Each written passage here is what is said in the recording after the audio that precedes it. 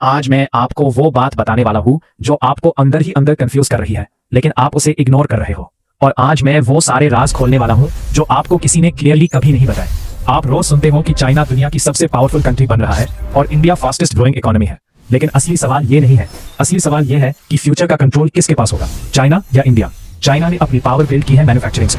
आज दुनिया का हर दूसरा प्रोडक्ट चाइना में बनता है, चाहे वो फोन हो, लैपटॉप हो या इलेक्ट्रॉनिक मशीन्स हो। इसका मतलब ये है कि दुनिया को जो भी चाहिए होता है उसके लिए चाइना पर डिपेंड रहना पड़ता है, और इसी को कहते हैं रियल कंट्रोल। लेकिन इंडिया ने एक बिल्कुल अलग रास्ता चूज किया है। इंडिया ने फोकस किया है डिजिटल पावर पर।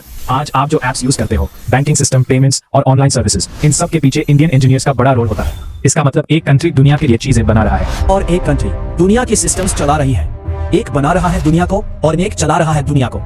यही से कंफ्यूजन स्टार्ट होती है कि कौन ज्यादा पावरफुल है। और अब आता है वो पॉइंट जो सब कुछ चेंज कर देता है। इंडिया का डिजिटल पब्लिक इंफ्रास्ट्रक्चर, आधार, यूपीआई और डिजिटल आइडेंटिटी सिस्टम्स। ये सिर्फ एप्स नहीं है, ये एक कंप्लीट डिजिटल इकोसिस्टम है। इंडिया का यूपीआई सिस्टम सेकंड्स में मिलियंस ट्रांजैक्शंस हैंडल करता है, ऑलमोस्ट जीरो कॉस्ट पर। और सबसे इंटरेस्टिंग बात यह है कि दुनिया के कई कंट्रीज इसे अडॉप्ट करना चाहते हैं। इसका मतलब इंडिया सिर्फ ग्रो नहीं कर रहा, बल्कि इंडिया सिस्टम एक्सपोर्ट कर रहा है। और जब आप सिस्टम कंट्रोल करते हो तो आप फ्यूचर कंट्रोल करते हो। लेकिन इसका मतलब ये नहीं कि चाइना पीछे है। चाइना अभी भी मैन्युफैक्चरिंग, हार्डवेयर, ड्रोन्स और सप्लाई चेन में पावरफुल है।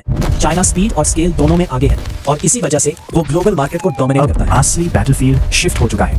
AI, semiconductor chips, space technology और ड्रोन्स, ये वो एरियाज हैं जो डिसाइड करेंगे कि फ्यूचर का किंग कौन होगा।